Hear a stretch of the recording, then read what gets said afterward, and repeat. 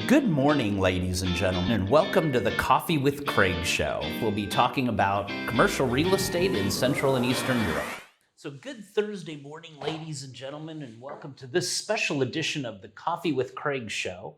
I'm here with Preston Smith, president of CDDI, Corporate Due Diligence and Investigations. And we're going to talk a little bit about what is going on in Ukraine, the Ukraine war with Russia, or actually the Russia war with Ukraine. And, everyone, all of our contacts, all of our clients, our friends, and just about everyone we know, they either want to help out by donating things to directly to Ukrainians that they know, whether it's cash or supplies, or donating to help foundations who's giving money to foundations whose helps or charities.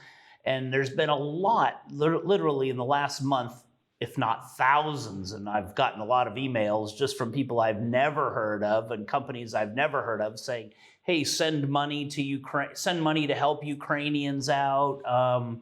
And, some of them are real and some of them may not be, and it may not be going to them. But we're here with Preston Smith, who's researched this quite a bit, and has a few comments to make, and also just how to keep yourselves out of trouble in certain situations where you might be interested or you might be wanting to help people, and later on it comes back and bites you.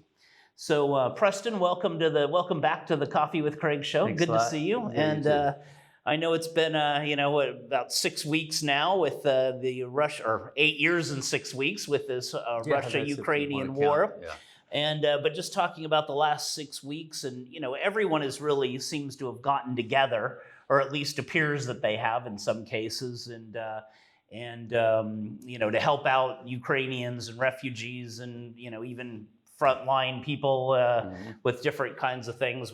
I just got one offer for buying bulletproof jackets and bulletproof vests, which I think is a great opportunity. It just you don't know who these people are or how to work with them. And I know some of them are probably doing things, everyone's in a rush, right? Everyone's been in a rush, and maybe legally it's not exactly how it should be. And what are you running into? I think you've kind of hit the nail on the head, is that everyone that I know, literally, probably that has wanted to do something to help Ukraine and still wants to, and that some people have tried to transport people out of Ukraine. Some people have tried to transport people into Ukraine to arrange accommodations, to get supplies in, and in that, we went through this very intense period, this rush when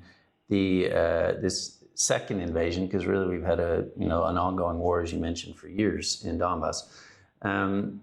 And to be honest, what we're seeing now, and what we've seen from the very start, is kind of a lot of good intentions. There was a lot of chaos, but as you know, you can kind of get punished for your good intentions. So what something that is a concern, and it's a growing concern, is how people are doing these things, because you don't want to do something that later comes back to bite. Well, right? Exactly. Now, all of us that are living here probably, almost everyone I know, certainly I have had people call me and say, hey, how can I send you money? Mm-hmm. Right? For don't send me money. That's the type of thing. Or how can we get supplies there? And in fact, I had a meeting this weekend with a guy who is very gung-ho, and he's doing lots of things. But suddenly he even asked me, he said, I'm wondering if I need a lawyer. And yeah, you probably do. If you're asking yourself that, you need a lawyer, exactly. Right? The problem that we've run into, there's three different factors. There are the guys who are actually the swindlers, the thieves, the organized crime groups. We'll just push that aside for a moment. But then there are the people that are actually trying to do something and they don't know how to do it. And you think about this, if you're trying to bring in, let's say, medical supplies, you bring them into Poland, you've got to get them to Ukraine. As we know, import-export is not simple. Right? You have to pay taxes. You have to show where items came from, how they're being transferred. Now, in the rush and trying to get stuff across the border, I think there are a lot, even probably the Polish government even kind of, okay, we're not going to look so hard.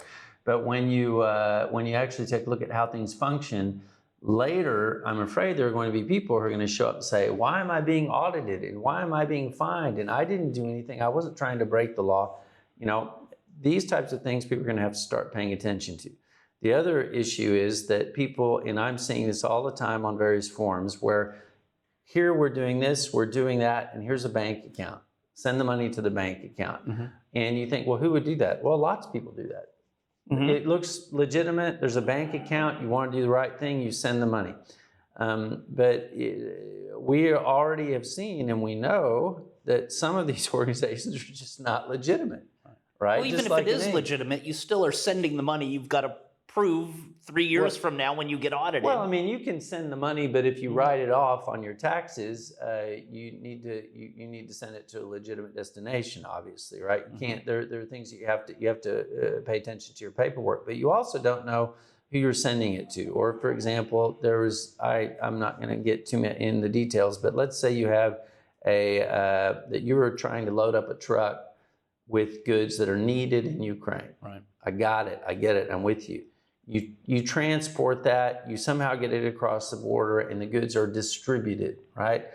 If you go back to any war zone, and I've been in war zones before, people have spent time in war zones, people that spend a lengthy, they'll tell you what happens. You have black markets set up. You want to make sure that the goods you are sending there are not going to actually just be taken off the truck and wind up sold on the black market, right? How do you know what you're doing? Now, there are definitely organizations that are doing a great job. Some of the big international organizations that have come in, they've, in my opinion, moved very, very slow. But there are some local Polish ones that are doing a great job that we could say, yeah, they're vetted. Or if you want, for example, we could vet them again for you. Right. But the real thing is that I'm saying, and this is where a danger lies, is that volunteers that are trying to hustle, that are trying to do things, they don't know what they're doing. And now it's time to start paying attention to, crossing your T's, dotting your I's, because this government, just like any government, is going to, when it comes to taxes, it's going to follow the letter of the law. Later, you may wind up getting a pisma to say, we need to know, okay, what were you doing here? And what happened here? And who paid the tax? Did you pay any tax? And that kind of thing becomes impossible to explain later. Yeah, and they won't care 3 years later. Well, I mean, they're going to want their money. You could say it's for a good cause, and they could say this is also for a good cause because you're paying taxes, and Exactly. so this kind of thing is how people get in trouble. And if there's any questions with this, I mean, look, when you had various wars ranging from Africa to Serbia to, if you talk to guys in nonprofits that are honest with you, they will tell you horror stories of how even as a legitimate nonprofit, as a foundation, they got into a bog, right? The other thing is, what are you spending the money on, and how are you buying it? What country are you from? Can you legally spend money on something that's classified as weapons? And you may not consider some of what you're buying to be classified as weapons or ammunition. So all these things, people are going to have to start being a little bit more careful. This does not mean I'm for slowing down aid to Ukraine, or I'm absolutely 100% on the side of the Ukrainians. But what I don't want to see, and what none of us want to see, are people that are trying to actually help get in trouble. Yeah. And another example, this is when lots of people are driving back and forth to the border. You did see, and we know this is a fact, in Poland and in Germany, for example, that the bad guys inserted themselves in and started trying to pick up moms with kids to divert them into human trafficking. Right. Well, that was day one. Yeah, they were there day one. Immediately. Now, if that kind of blatant type of crime takes place, don't believe for a minute that if you have a very lax kind of winging it attempt to get supplies in and out, that these same organizations aren't trying to get in on that. Because they will, and that's easy for them. That's easy. One of the things I see as a potential problem for our listeners or our viewers is, even one of them was collecting money and they were collecting it to their bank account to pay for animals, to bring animals, and they can probably great cause, but if they're not set up like as a foundation to declare all that, that's a good way to get in trouble. And they're like, look, send it to our personal account because they got to move quick. Yeah, they don't have time to set up a whole that's entity. when you need to align with something that exists. Maybe you align with the church that is set up as a foundation. Maybe you align with a local organization that's already set up, proven. You probably need to vet those. The fact is, in the whole region, foundations, especially years ago, did lots of crazy things. And they did. And they've always been on the radar of the tax authority here, but not only here. I mean, when it comes to the U.S. with FCPA, they hit foundations because foundations, they were what they were. But if you don't set up right, or if you're not working with somebody that's set up right, you can run into a very complicated situation. And we don't want to see anybody punished for their good deeds. Right. And a lot of our clients, I know we're running out of time, but a lot of our clients, if you're doing things and, you think back and you think, gosh, did we actually do all this the way we should have? Now is probably a time to call Preston and just check it, because 3 years from now, there's going to be an audit and they're going to be like, oh, what's this? Oh, what's that? And, if it's not done legally. You may need to call your tax lawyer if it's already to that point. But if you do need to vet something, you want to be sure, and you're going to try to do something on scale, then please give us a call, or even just kind of, I can foresee just from speaking with people that there are going to be some complicated explanations down the line, which is really a shame because we want to help Ukraine, but also as effectively and, legally as possible. Right? Well, I know as an American, you're not, I'm very happy to, supply money for lethal arms for Ukraine, but I think as an American citizen, that's frowned upon. Yeah, yes? you could have issues. Yeah, exactly. So it's always good let to the government do that. Yeah, it's always good to let's check. lobby the government to do that, right? Exactly. So do more of that. So anyway, let's just check. Take a deep breath, check what you're doing, make sure that it's, that it's being done the right way so you don't get in trouble later. Exactly.